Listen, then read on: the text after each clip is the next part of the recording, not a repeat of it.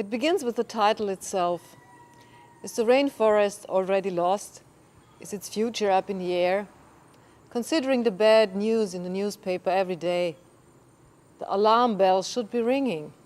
Or are we simply in denial? The topic of this performance is the primary or virgin forest. The installation Shadowed Light, consisting of two parts, is showing the danger for humans in the rainforest and how the forest is threatened by humans. This is combined with a music piece for theremin and saxophone, especially composed for this event by Hannes Heher, titled Night Piece Number 1. In part 1, the moving light installation, the shadowed reflections of the individual threads are blended out, leaving only the fragile, naked humans, documenting the reality of this ecosystem. The shadow machine moves very slowly across the transparent steles, and with each passing, it changes the illuminated sector where the motion stops. In part 2, the threads to the rainforest, a large landscape is overlaid by a transparent veil that bears the skeletal rainforest in white. The broken shadow is thrown on the logged landscape. The dusty red road symbolizes the human impact and the permanent damage we have inflicted. Primary rainforest, once destroyed, can never ever be replaced. The atmospheric component is provided by the airy tones emitted by theremin, an instrument that a musician plays by moving his hand in an electronic field. And the theremin player Wilfried Glass creates the tones invisibly, magically. The air conveys the notes to us.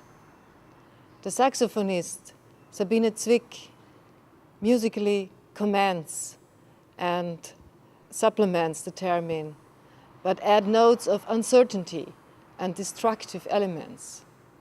Night Piece Number 1 is therefore contradictory. On the one hand, it completes the installation enigmatically by adding a positive acoustic element. On the other hand, its brittle phrases underline our grief at having lost something irreplaceable.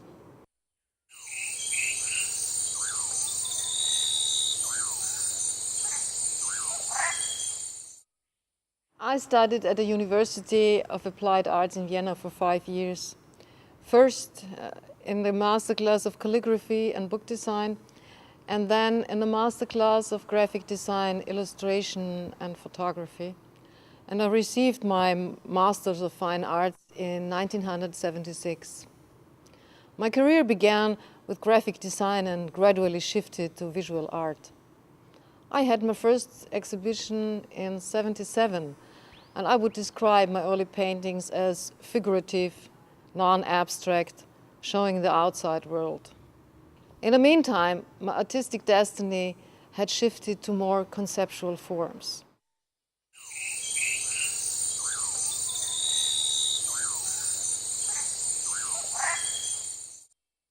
In '92, I saw my first tropical rainforest, and it was love at first sight. The environment was absolutely enchanting, and the lush world really struck me. My artistic goal crystallizes. I began with large format paintings in oil and pastel that represent indoor jungles.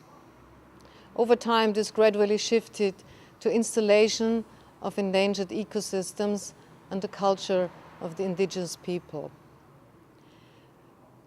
This orientation has changed little since then, only my artistic tools have expanded considerably.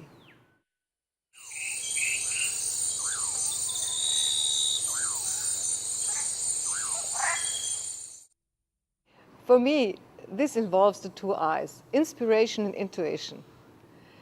My inner feeling guides me and has never let me down in pre-selecting from all the inputs that I read, see, hear, or even dream about it. If the idea is good, it opens the door to many other aspects, and it can be put together like the pieces of a puzzle. This is where the scientific part of the artistic process kicks in. My topic can be tested scientifically, and therefore I consult the literature and the internet for details in order to base my art on the facts.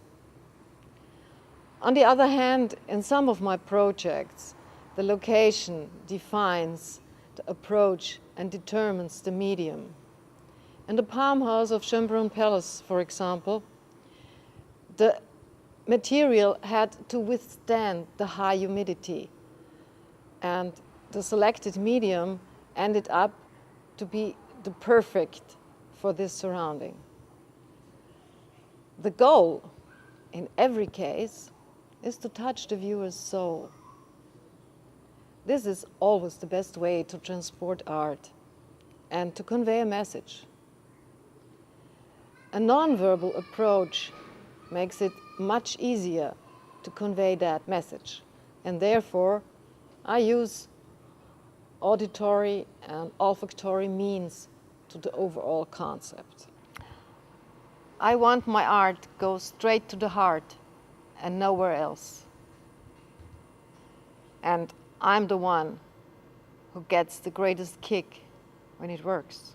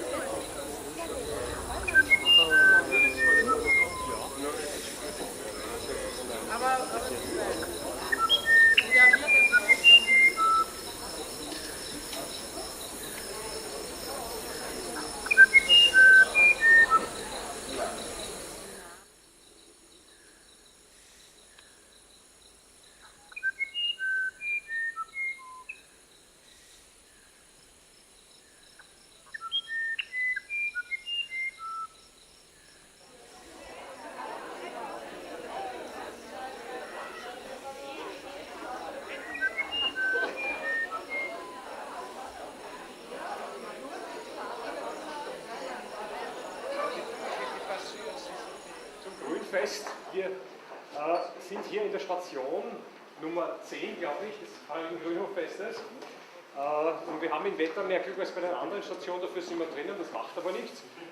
Sie haben den Hof hier gesehen, der wunderschön gemacht worden ist von der Silvi Breudel. Und ich habe vor kurzem erst erfahren, dass sie eine Pionierin des Grünhöfewesens in Wien ist. Das ist ihr zweiter Hof, den sie begrünt hat, also sie ist ganz vorbildlich in diesem Bereich tätig.